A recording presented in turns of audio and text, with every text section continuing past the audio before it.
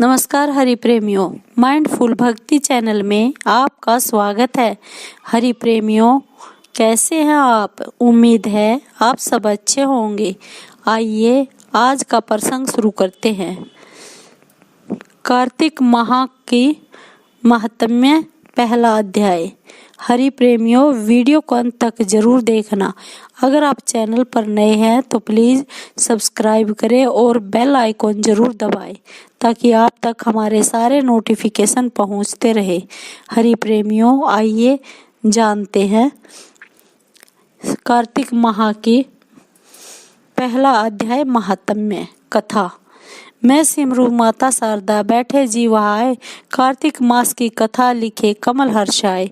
नैमिषारण्य तीर्थ में श्री सूत जी ने 88,000 सोनकादि ऋषियों से कहा, अब मैं आपको कार्तिक मास की कथा विस्तार पूर्वक सुनाता हूँ, जिसका श्रवण करने से मनुष्य के सभी पाप नष्ट हो जाते हैं और अंत समय में बैकुंठ धाम की प्राप्ति होती है। सूत जी ने कहा, श्री कृष्ण जी से अनुमति लेकर देवर्षि नारद के चले जाने के बाद सत्यभामा प्रसन्न होकर भगवान श्री कृष्ण से बोली, हे प्रभु, मैं धन्य हुई, मेरा जन्म सफल हुआ। मुझ जैसी त्रैलोक्य सुंदरी के जन्मदाता भी धन्य है, जो आपकी 16,000 स्त्रियों के बीच में आपकी परम प्यारी पत्नी बनी।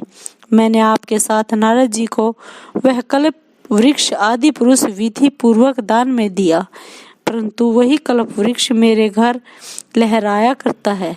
यह बात मृत्यु लोक में किसी स्त्री को ज्ञात नहीं है। हे त्रिलोकीनाथ, मैं आपसे कुछ पूछने की इच्छुक हूँ। आप मुझे कृपया कार्तिक महात्म्य की कथा विस्तार पूर्वक सुनाइए, जिसको सुनकर मेरा हित हो और जिसके करने से कल्प पर्यंत भी आप मुझसे विमुख न हो।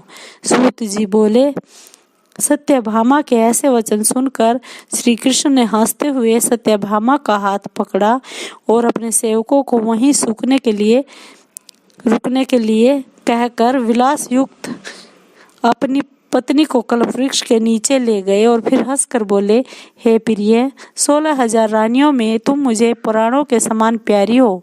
तुम्हारे लिए मैंने इंद्र एवं देवताओं से विरोध किया था। हे कांते, जो बात तुमने मुझसे पूछी है उसे सुनो। एक दिन मैंने तुम्हारी इच्छा पूर्ति के लिए गरुड़ पर सवार होकर इंद्रलोक जाकर कल्प वृक्ष मांगा। इंद्र द्वारा मना किए जाने पर इंद्र एवं गरुड़ में घोर संग्राम हुआ और गोलोक में भी गरुड़ जी गौओं से युद्ध किया। गरुड़ की चोंच की चोट से उनके कान एवं पूंछ कटकर गिरने लगे, जिससे 3 वस्तुएं उत्पन्न हुई। कान से तंबाकू, पूंछ से गोभी और रक्त से मेहंदी बनी। इन तीनों का प्रयोग करने वालों को मोक्ष नहीं मिलता। तब गौओं ने भी क्रोधित होकर गरुड़ पर वार किया, जिससे उनके 3 पंख टूटकर गिर गए। इनके पहले पंख से नीलकंठ, दूसरे से मोर और तीसरे से चकवा चकवी उत्पन्न हुए। प्रिय, इन तीनों का दर्शन करने मात्र से ही शुभ फल प्राप्त होता है। यह सुनकर सत्यभामा ने कहा, हे प्रभो, कृपया मुझे मेरे पूर्व जन्मों के विषय में बताइए कि मैंने पूर्व जन्म में कौन कौन से दान, व्रत व जप नहीं किए हैं। मेरा स्वभाव कैसा था, मेरे जन्मदाता कौन थे और मुझे मृत्यु लोक में जन्म क्यों लेना पड़ा। मैंने ऐसा कौन सा पुण्य कर्म किया था जिससे मैं आपकी अर्धांगिनी हुई।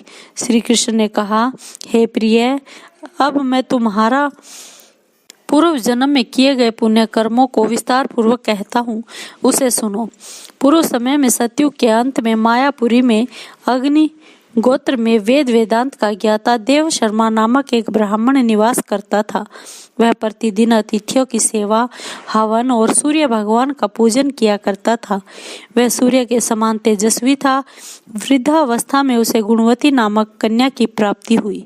उस पुत्रहीन ब्राह्मण ने अपनी कन्या का विवाह अपने ही चंद्र नामक शिष्य के साथ कर दिया। वह चंद्र को अपने पुत्र के समान मानता था और चंद्र भी उसे अपने पिता की भांति सम्मान देता था।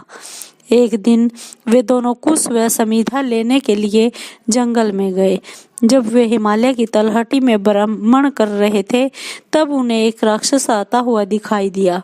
उस राक्षस को देखकर भय के कारण उनके अंग शिथिल हो गए और वे वहां से भागने में असमर्थ हो गए। तब उस काल के समान राक्षस ने उन दोनों को मार डाला। चूंकि वे धर्मात्मा थे इसलिए मेरे पार्षद उन्हें मेरे बैकुंठ धाम में मेरे पास ले आए। उन दोनों द्वारा आजीवन सूर्य भगवान की पूजा किए जाने के कारण मैं दोनों पर अति प्रसन्न हुआ। गणेश जी, शिव जी, सूर्य व देवी, इन सब की पूजा करने वाले मनुष्य को स्वर्ग की प्राप्ति होती है। मैं एक होता हुआ भी काल और कर्मों के भेद से 5 प्रकार का होता हूँ। जैसे एक देवदत्त, पिता, भ्राता आदि नामों से पुकारा जाता है। जब वे दोनों विमान पर आरूढ़ होकर सूर्य के समान तेजस्वी रूपवान चंदन की माला धारण किए हुए मेरे भवन में आए तो वे दिव्य भोगों को भोगने लगे। कार्तिक माह।